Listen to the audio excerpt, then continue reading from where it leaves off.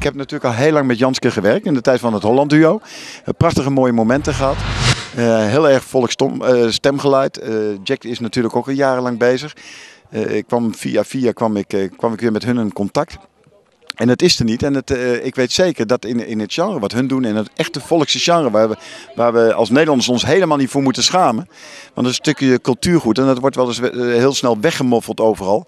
Maar daar kan je heel veel mensen blij mee doen. En als je 2 stemmen bij elkaar hebt, een duo, er zijn er maar weinig in Nederland die dat kunnen brengen. En met dat stemgeluid, dan weten ze elke snaar te raken. Dus dat was voor mij ook een uitdaging om daarmee aan de gang te gaan. Nou is Jack bijvoorbeeld ook een schrijver die best mooie liedjes schrijft. Ja.